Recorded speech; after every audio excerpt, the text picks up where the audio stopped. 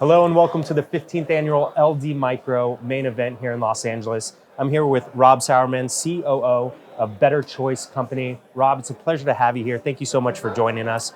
Thank you. Thanks for having me. Yeah, absolutely. Would you like to tell our audience and investors a little bit more about the company? Yeah, for sure. So my name is Rob Sauermann. I'm the COO of Better Choice Company. When you think about Better Choice Company, really think about the Halo brand. We're a premium and super premium seller of pet food, really focused on kibble, wet food, freeze-dried raw. We're growing rapidly. We've got a great footprint in brick and mortars. That's Petco and Pet Supplies Plus. Online with Chewy and Amazon, and also internationally with a focus on Asia and Latin America. So, we're really excited to be serving pets and pets parents really high quality food. We've got a phenomenal team. And hopefully I'm going to get Jonathan's dogs and cats on our food after this. That's my mission for today. Well, it sounds very accomplished. Those are a bunch of great retailers, retailers. How did you get involved with the company? What's your background? Yeah, so my background, I actually come from private equity. So I used to work at a firm called Pegasus Capital Advisors in New York. All right. Halo was a business that was a smaller company sitting in a legacy fund. I got involved with the company, did make the original investment back in 2017. Kind of restructured, repositioned the business. At the time, it was doing about $30 million in sales. Sold it to Better Choice for about $46 million. And really got to know the team and the investor group there. It was at the time an OTC shell. And what we focused on was professionalizing the business, combining it with the legacy treats business. It actually used to be called True Dog. It's now rebranded under the Halo brand. This is our freeze-dried, our platform. And we uplisted to the NYSE in mid-2021, raised $40 million. And then really, I think, exponentially are starting to grow within pet specialty and brick and mortar. And it's exciting, to be a part of that story and really drive that forward. Wow. So you obviously could have had your pick of different companies that you could have gone and worked with. What kind of drives your passion behind this? Yeah, so I am an animal lover. I have a great cat at home. Her name's Chovy, short for anchovy, which is a lot of fun. But I think what gets me the most excited, fundamentally with my investing background is the channel and market opportunity in pet is really exciting. It's one of the highest growth categories within CPG. It's super recession resistant. It's also something that has really high gross margins. And frankly, there's a lot of opportunity. I think that, within pet, the pandemic gave a tremendous amount of tailwinds, particularly among Gen Z and millennial pet parents that are, pushing off having pets. I know you have a couple at home, right? That's and right. Probably relied on them more than you were expecting during COVID. Absolutely. And that trend has really continued. So we look at humanization and premiumization in our category and people wanting to treat their pets like they treat their kids. Definitely. I think there's a huge market for that. I unfortunately had to find out the hard way about the pet food industry and pet food in general, and learned that when my dog passed away, over 50% of dogs over age 7 die from some sort of cancer. And Right. A lot of it is born from the food that they get, primarily the kibbles, a lot of these ingredients. We don't know where they're sourced from. Right. Tell our viewers the importance of the ingredients in the product and how it differentiates from other freeze-dried products or Right. raw products out there. Right. What I would say at the end of the day, it's all about solid traceability and then ingredient quality. You're totally right. I mean, it's the same outcome. If you eat McDonald's every day, and look, I love McDonald's, but if I ate it every day, I probably wouldn't be looking like this. I'd have skin issues. It'd be a challenge, right? That's the same thing that you think about from a pet and as a pet parent. So when I think about that first starts with sourcing products in the United States. We are 100% a U.S. Sourcing operation. We work with co-manufacturers across the country to make our products, and we, take traceability of our ingredients really seriously. Ultimately, the way we think about our brand as well is building something that's, natural-based nutrition, but with a scientific backbone. We think about our food as, having supplement levels of glucosamine chondroitin for hip and joint health. The highest level of probiotics in the industry for digestive health. And the microbiome of dogs is really relevant. It is. And cats is really relevant. Having, high levels of omega-6 and omega-3, so you can see the changes when you switch to our food in skin and coat, itching, scratching, shedding being really important dynamics. And ultimately, we built products that we want to feed our own pets and then have that translate into the consumer.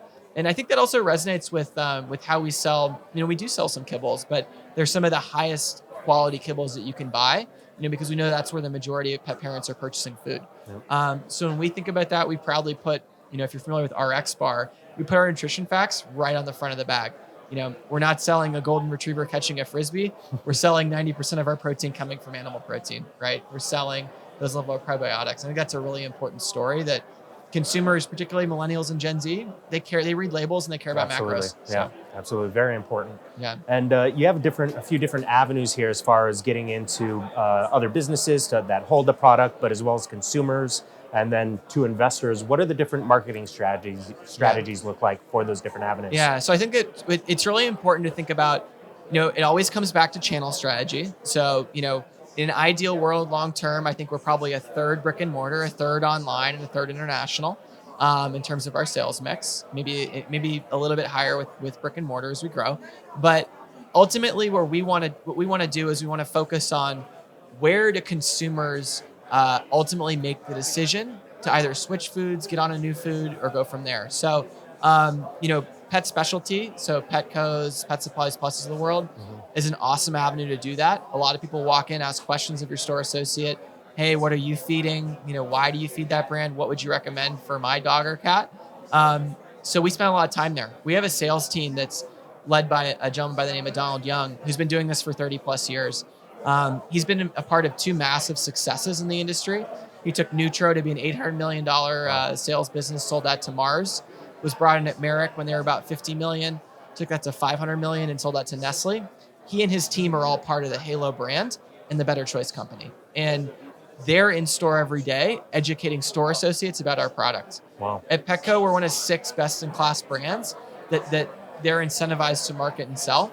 We've got 4 to 8 feet of shelf space there and a ton of focus from retail store associates about our products. So if you can convince someone to trial your product, there's a word of mouth that really continues forward.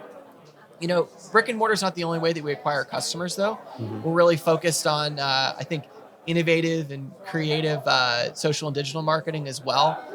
We have a really fun campaign called Pets of the World's Best Kids. It's squarely targeting that Gen Z or millennial who's maybe having kids a little bit later or not having kids, but has pets. Those are funny juxtapositions there. It's more of a TikTok-focused campaign than a Facebook-focused campaign, as you can imagine why. Yep. And that's a big part of customer acquisition for us. Yeah, I imagine that's a great avenue for education. It's weird nowadays. That's where a lot of those younger generations go to get their information. It's ultimately become the new Google or YouTube, and it's great that you're having that outreach and that impact there. Right. I mean, it's crazy. Like 40 to 50% of product search goes through Amazon. Wow. Right. Like not just Google. Right. It's literally on Amazon. So it's wild. Yeah. And did you want to speak to the company's bottom line or summarize anything around the financials? Yeah, I mean, I think, look, at the end of the day, we're focused on getting to profitability. That's our target by mid next year. We're in a really solid working capital position. We just refinanced our credit facility, gives us about $6 million of incremental liquidity over the course of the next, call it 18 months. Part of that's just reducing principal repayments or eliminating principal repayments and then getting incremental borrowing capacity. So, I mean, we're in a great spot from a working capital perspective. We've got a great cash cushion. We're just executing. It's an execution story with a great team. It's been there a couple times. It's done it, and really good products. So we're excited about that, And then one fun thing, Jonathan did tell me right before this started that his dog's name is Halo, which is, I hope he didn't make that up, but nope. He's going to definitely walk home with this bag since it's plastered over the front of it. So that's excellent. Thank you so much. I appreciate that. Instead of a handshake, I'll give you a bag. Awesome. Thank you. And her name really is Halo.